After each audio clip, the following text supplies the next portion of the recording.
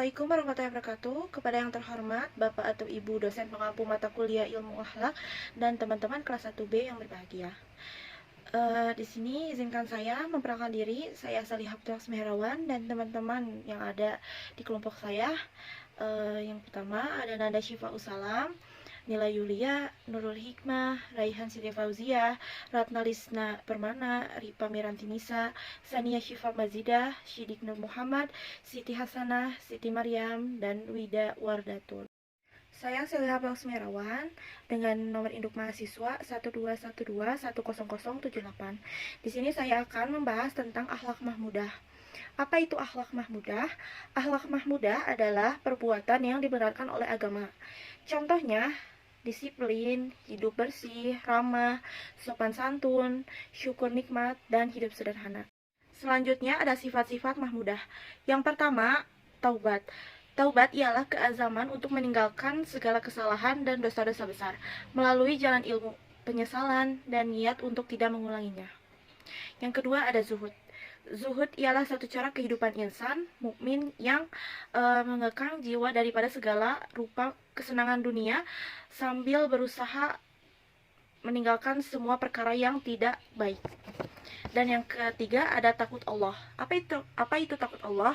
Takut Allah itu ialah seseorang muslim itu mengenali Allah melalui sifat-sifat Allah itu sendiri dan mempunyai jiwa yang takut akan melakukan dosa atau larangan yang dilarang oleh Islam. Warahmatullahi wabarakatuh. Perkenalkan, saya Maria. Saya di sini akan melanjutkan sifat-sifat mahmudah dalam video sebelumnya. Sifat-sifat mahmudah yang keempat adalah mahabbah, cinta Allah dan Rasul, ialah kasih seorang mukmin kepada Allah dan Rasul-Nya melebihi segala yang lain. Yang kelima adalah sabar. Sabar adalah separuh dari iman. Sabar memang sangat susah untuk dipraktikkan dalam diri seorang mukmin, kecuali mukmin yang kuat imannya dan ridho atas segala ujian dari Allah Subhanahu wa taala. Yang keenam ada syukur. Syukur ialah seseorang mukmin yang senantiasa berterima kasih kepada Allah Subhanahu wa taala atas nikmat yang diberikannya. Yang ketujuh ada ikhlas. Ikhlas dan benar ialah mukmin yang senantiasa membersihkan amalannya, dan ini dinamakan sebagai orang yang benar-benar ikhlas.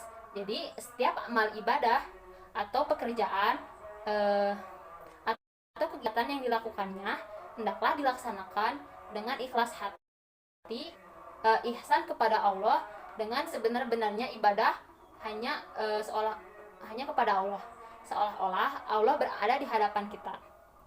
Yang kedelapan ada tawakal, ialah meletakkan semua kehendak hanya kepada Allah setelah berniat yang diikuti dengan usaha. Yang kesembilan ada ridho dan qada Allah. Dengan qada Allah ialah salah satu daripada sifat mahmudah. Jadi segala ketentuan Allah, baik buruk atau baik untuk dia, selalu diterima dengan rasa syukur dan sabar. Yang ke-10 adalah mengingat mati, ialah mukmin yang senantiasa mengingat kematian adalah orang yang pintar, karena mereka selalu bersedia untuk mati. Sekian dari saya. Di sini saya akan menjelaskan tentang akhlak mazmumah. Akhlak mazmumah adalah akhlak yang tercela, perbuatan yang tidak disukai, tidak dibenarkan oleh agama, oleh Allah dan Rasulnya. Contoh hidupnya seperti berbicara kotor, hidup kotor, berkata kasar, berbohong, sombong, malas, durhaka, khianat, iri, munafik, riya, gibah, dan perbuatan dosa besar lainnya seperti mabuk-mabukan, zina, berjudi, mengonsumsi narkoba. Dan di sini ada sifat-sifat majmumah. Yang pertama, gemar makan dan minum. Gemar makan dan minum hadis Nabi yang bermaksud yang terlebih afdal pada Allah ialah orang yang banyak berlapar dan banyak tafakur. Tafakur berpikir sambil meneliti. Dan yang lebih benci kepada Allah ialah orang yang banyak makan dan banyak minum dan tidur. Yang kedua, banyak perkata sia-sia ialah manusia yang suka berkata berbual-bual dan bersembang-sembang. Perkara yang lalai seperti mencaci orang, menfitnah orang hanya untuk kepentingan dunia, perkara tanpa faedah, dan sebagainya. Firman Allah bermaksud, tidak ada kebaikan pada kebaikan bisikan-bisikan, mereka melalaikan bisikan-bisikan daripada yang menyuruh manusia bersedekah atau berbuat ma'ruf atau mendamaikan manusia. Surat An-Nisa. Yang ketiga, marah ialah sebab dari kurang kesabaran dalam menghadapi sembarang keadaan. Orang yang demikian selalu didorong oleh pengaruh syaitan yang ingin merusak iman dan dirinya. Jadi untuk yang nomor 3 ini seperti tidak boleh sholat, yang merusak imannya lah. Jadi seperti mabuk-mabukan, tidak melaksanakan sholat 5 waktu, tidak bersedekah, dan berbuat ria, sombong, dan sebagainya. Bismillahirrahmanirrahim.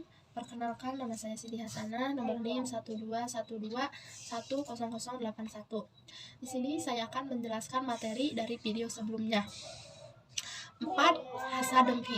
Dari iri hati ialah seseorang itu rasa kurang senang dengan nikmat yang dicekapi orang lain lalu mengharapkan nikmat itu terhapus daripadanya.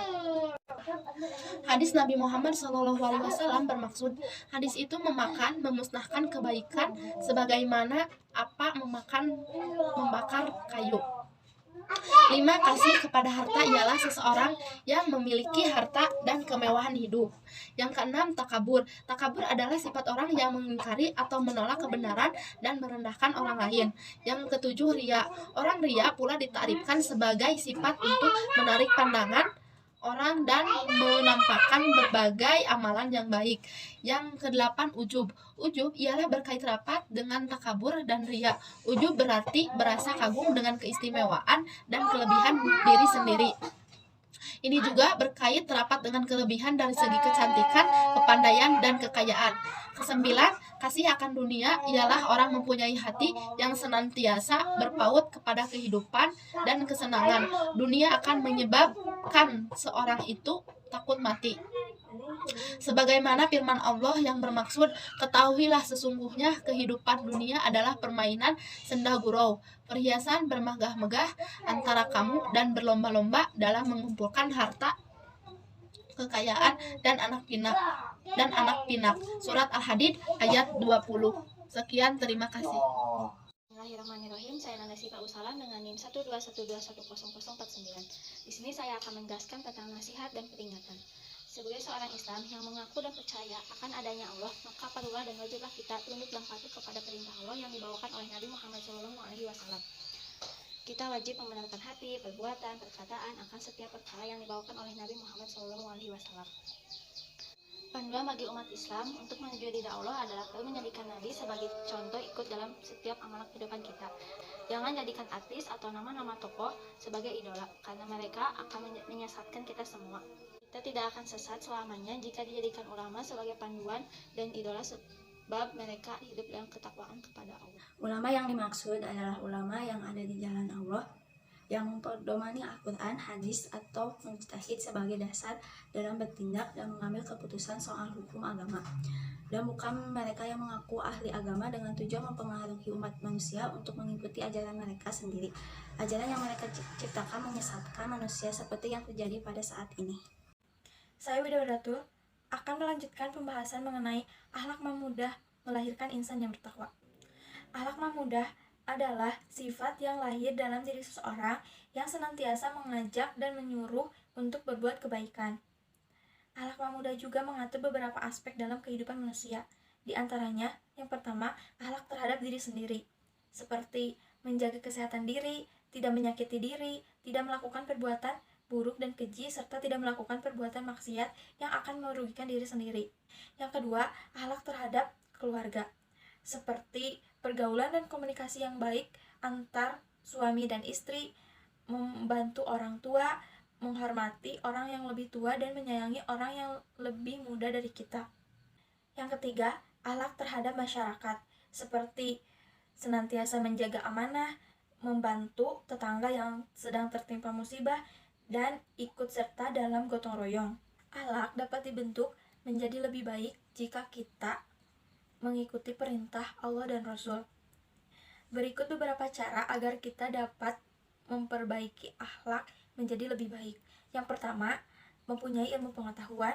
Yang kedua, menyadari kepentingan akhlak yang diamalkan. Dan yang ketiga, mempunyai keazaman atau tekad yang tinggi. Terima kasih. Perkenalkan, nama saya Nila Yulia dengan NIM 121210053. Saya akan menjelaskan mengenai akhlak Rasul dan para sahabat. Adapun akhlak mulia Nabi yang harus kita teladani, salah satunya yaitu keteladanan sebagai pemimpin. Menurut A'agim menyebutkan ada 4 hal karakter seorang pemimpin apa yang telah dicontohkan Rasulullah. Yang pertama, keteladanan dalam keyakinan kepada Allah. Seorang pemimpin yang taat kepada Allah akan menjadikan segala kebijakannya berorientasi kepada kemaslahatan umat dan menghindari dari segala hal yang kurang bermanfaat dan sia-sia. Yang kedua, keteladanan dalam akhlak. Dengan akhlak yang baik, hati seseorang dapat tersentuh walaupun pada awalnya ia kurang suka. Contohnya seperti saat seorang Yahudi buta yang sangat membenci Rasulullah dapat masuk Islam karena akhlak mulia beliau. Tak pernah lupa, beliau selalu menyuapi orang buta itu setiap hari, walaupun dicaci maki dan dihina setiap hari. Tapi beliau terus sabar dan ikhlas. Bahkan Nabi selalu mengelus punggung orang buta tadi layaknya kepada seorang anak kecil. Yang ketiga, ada keteladanan dalam pengorbanan. Seorang pemimpin harus rela mengorbankan waktu, pikiran, dan hartanya untuk kepentingan bersama, serta bersedia untuk turun langsung membantu orang-orang yang dipimpinnya. Yang keempat, ada keteladanan dalam memberikan solusi dari setiap permasalahan. Rasulullah Shallallahu Alaihi Wasallam selalu dapat memberikan solusi jika terdapat konflik atau masalah. Solusinya pun selalu tepat pada sasaran. Jika pemimpin dapat memberikan keteladanan yang baik, insya Allah perubahan ke arah yang lebih baik dapat terjadi. Oleh karena itu, jadilah pemimpin yang dapat memberikan keteladanan bagi lingkungan sekitar. Keteladanan dan kerendahan hati Nabi Muhammad SAW. Nabi Muhammad SAW mendapati gelar yang sangat tinggi serta terhormat. Namun, Nabi Muhammad SAW tidak pernah merasa berbangga diri dan selalu merendah hati. Pada suatu waktu, Nabi Muhammad SAW diberikan 2 pilihan. Yang pertama yaitu untuk menjadi seorang nabi dan raja. Yang kedua yaitu untuk menjadi seorang nabi dan hamba. Nabi Muhammad SAW memilih untuk menjadi seorang hamba dan nabi. Pada saat itu pun malaikat Israfil berkata, Allah memuliakanmu karena sikap kerendahan hatimu. Engkau adalah pemimpin anak keturunan Adam pada hari kebangkitan kelak, dan engkau adalah orang yang pertama yang akan mendapat syafaat atau pertolongan. Sebagaimana dalam hadis yang diriwayatkan oleh Umar, Nabi bersabda, janganlah engkau memujiku terlalu berlebihan, sebagaimana orang Kristen memuji putra Maryam terlalu berlebihan. Saya adalah seorang hamba, cukup kalian memanggil saya sebagai hamba Allah atau Rasulnya. Aisyah radhiyallahu anha menggambarkan bagaimana sikap kerendahan hati Nabi Muhammad SAW dalam keluarganya. Nabi Muhammad SAW berkenan untuk membantu rumah tangganya, baik dalam segi hal menyapu rumah, menyiapkan pakaian, menyikat kaki unta, mengembala unta, serta menambal sendal, dan ikut mengadoni roti, serta membawa semua belanjaan pasarnya sendiri. Saya, Sania Sipa Majidah dengan NIM 121210075 akan melanjutkan materi akhlak Rasul dan para sahabat. 3. Keteladanan adil, jujur, dan terpercaya. Nabi Muhammad SAW adalah seorang yang terpercaya, adil, santun, dan jujur. Sebelum menjadi Rasul, masyarakat Arab memberinya gelar Al-Amin, yaitu bijak dan terpercaya. Kemuliaan akhlak Rasulullah terletak pada akhlak dan pribadinya. Allah Subhanahu wa Ta'ala berfirman dalam Quran Surah Al-Ahzab ayat 21 yang artinya sesungguhnya telah ada pada diri Rasulullah SAW itu suri teladan yang baik bagimu, yaitu orang yang mengharap rahmat Allah dan kedatangan hari kiamat, dan dia banyak menyebut Allah. Allah Subhanahu wa Ta'ala memuji akhlak Rasulullah SAW. Hal ini diterangkan dalam Quran Surah Al-Qalam ayat 4 yang artinya, dan bahwa sesungguhnya engkau mempunyai akhlak yang amat mulia. Dengan keteladanan Nabi terhadap manusia, menyebabkan dakwah yang dilakukan Rasulullah SAW mendapatkan sambutan yang luar biasa, sehingga Islam tersebar di mana-mana di seluruh dunia ini. Saya Rika Miranti Nisa dengan nomor induk mahasiswa 12121000069. Pada kesempatan kali ini saya akan menjelaskan akhlak anak zaman sekarang. Yang pertama, pengertian anak zaman sekarang, atau sering kita mendengar istilah kids zaman now. Secara bahasa, kids zaman now ini artinya anak-anak zaman sekarang. Zaman now itu gabungan dari bahasa Indonesia, yaitu kata zaman, dan bahasa Inggris, yaitu kata now, yang berarti sekarang. Istilah kids zaman now ini sebenarnya merupakan guyonan, sindiran, ataupun kritikan gitu terhadap perilaku anak-anak muda yang merujuk pada kelakuan yang aneh atau perilaku yang tidak wajar yang dilakukan oleh anak-anak muda pada zaman sekarang. Masyarakat menilai anak muda yang bahkan anak yang belum cukup umur bergaya, berpenampilan serba aneh gitu, dan hanya ingin narsis di sosial media saja. Nah, penggunaan istilah kids zaman now ini menggambarkan keadaan anak-anak zaman sekarang. Jika mengaitkan kebiasaan anak-anak zaman sekarang dengan anak-anak sebelumnya, tentu kita akan menemukan perbedaan di sana. Misalnya, gaya hidup yang bergantung pada gadget. Apapun yang dilakukan selalu diabadikan dengan kamera, atau bahasa kerennya biasa disebut dengan selfie. Tidak sebatas mengabadikan gambar saja, tetapi tidak afdol gitu kalau misalkan tidak diposting. Nah, itulah kehidupan anak muda pada zaman sekarang. Demikian dipahami bahwa istilah kids zaman now ini adalah suatu kebiasaan remaja masa kini yang berbeda dengan remaja masa lalu. Tetapi perbedaan itu cenderung berkonotasi negatif, terlalu berlebihan dari yang sewajarnya gitu. Nah, jika ditelusuri dari subjek pengguna istilah dan objek istilah ini, kita bisa simpulkan bahwa objek istilah ini adalah generasi Z atau generasi sesudah milenial. Artinya, anak-anak yang lahir setelah tahun 2000. Nah, generasi milenial menganggap kids zaman now ini sebagai generasi yang norak gitu. Meski begitu, perilaku anak zaman sekarang yang menjadi objek nyinyiran tersebut memang cenderung kelewatan dan norak gitu. Coba kita perhatikan, anak-anak zaman sekarang itu digambarkan sebagai generasi yang terlalu cepat dewasa, terlalu cepat berdandan, terlalu cepat bergaul, terlalu cepat berpacaran gitu. Padahal mungkin kakak-kakaknya yang dari generasi milenial belum tentu punya pacar, dan mungkin masih kesulitan gitu dalam hal PDKT atau sekedar untuk menarik perhatian lawan jenisnya. Tidak mengherankan gitu bila fenomena ini memicu lahirnya berbagai meme yang menyindir kelakuan-kelakuan absurd ke zaman now ini gitu. Tadi kan generasi milenial menganggap bahwa generasi Z atau kids zaman now ini norak gitu. Itu tuh mengalami perbenturan gitu, pemikiran yang berbeda, mindset yang berbeda.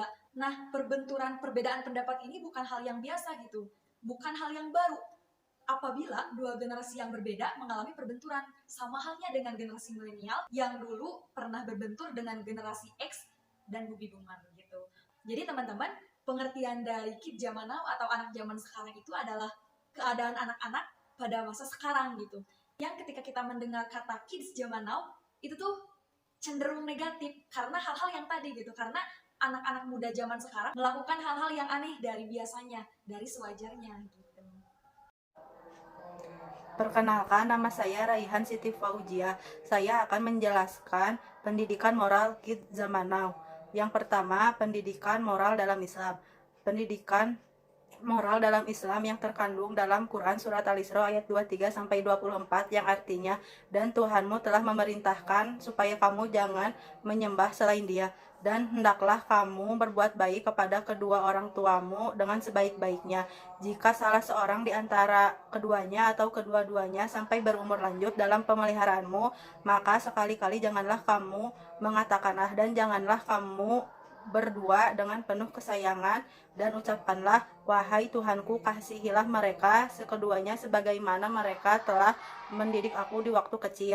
Oleh karena itu, Allah Subhanahu wa Ta'ala mewajibkan kepada anak untuk berbakti terhadap kedua orang tuanya dengan cara sebaik-baiknya.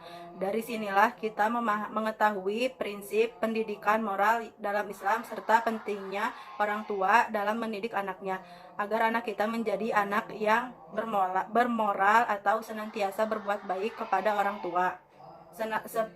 Sementara imbalan yang harus diberikan oleh anak kepada orang tuanya dalam ayat tersebut diungkapkan dengan kata wakodo. Kata kodo secara etimologi mempunyai beberapa arti, diantaranya perintah al-amar seperti perintah untuk tidak menyembah kecuali hanya kepada Allah. Penciptaan al-Khaliq, keputusan al-Hukmu, kekosongan waktu al-Faroq, kehendak al-Irodah, dan janji al-Ahdu. Ketaatan yang harus dilakukan anak sebagai balasan terhadap orang tuanya.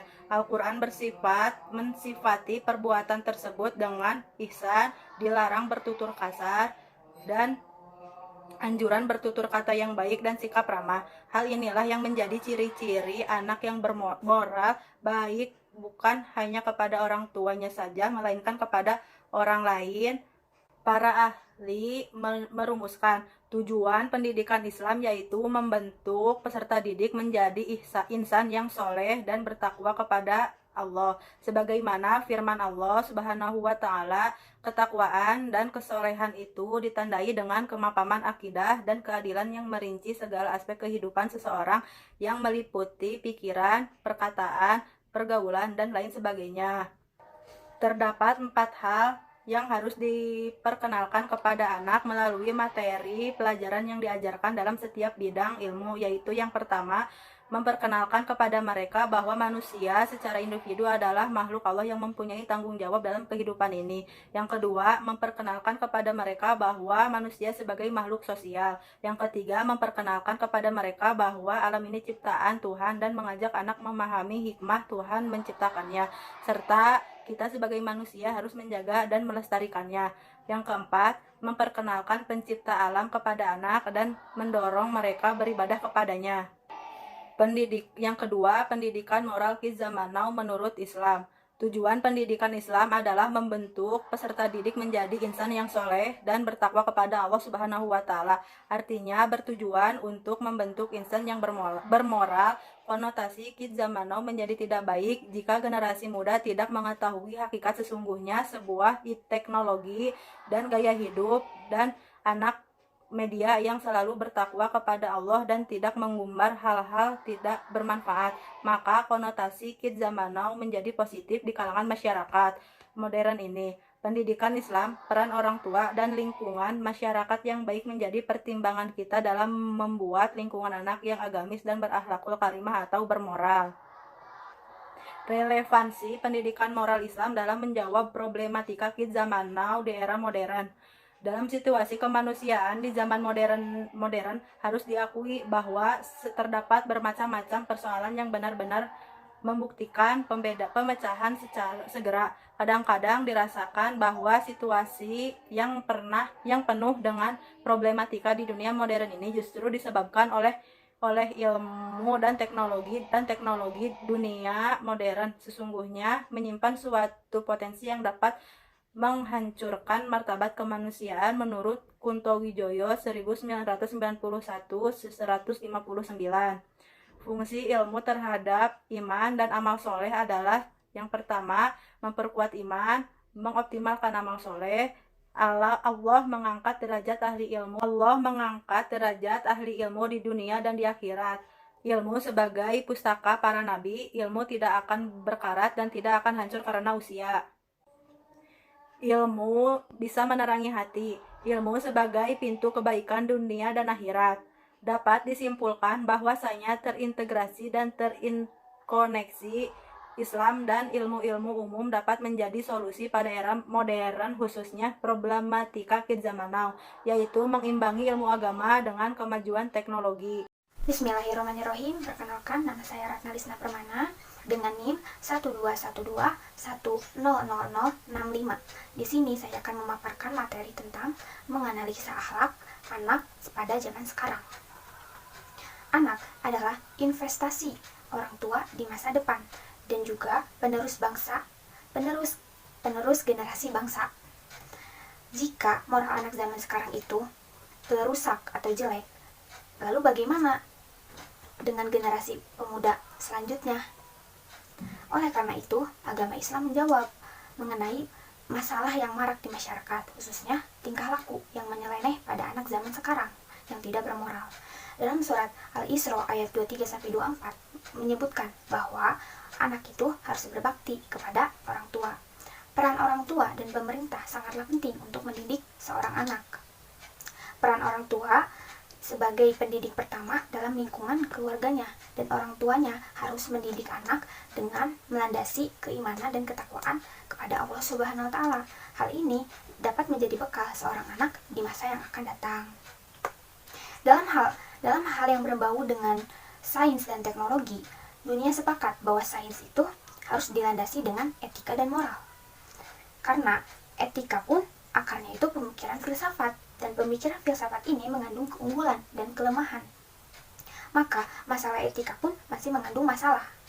Untuk itu yang diperlukan adalah akhlak yang bersumber pada Al-Quran dan hadis. Integrasi atau interkoneksi antara Al-Quran dan hadis dengan sains menjadi solusi agar terciptanya kehidupan yang bermoral dan tanpa menghilangkan kemajuan sains itu sendiri. Jadi, peran orang tua dan pemerintah secara umum harus dapat mengimbangi kemajuan sains di era modern ini dengan etika dan moral pada anak.